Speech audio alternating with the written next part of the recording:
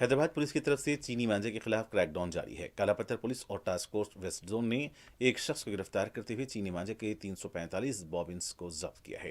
Media से बात करते हुए additional commissioner police law and order south range तफसीर इकबाल ने बताया कि हालिया चंद दिनों के दौरान चीनी मांझे से नुकसान हुए हैं और पुलिस इसके खिलाफ क्रैकडाउन जारी रखे हुए है।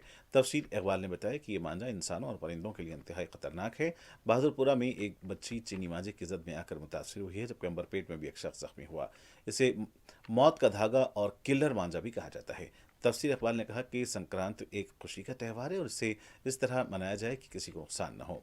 पुलिस अहदेदार ने सरपरस्तों से अपील की कि अपने बच्चों को इस तरह के मांझे के इस्तेमाल से बाज रखें।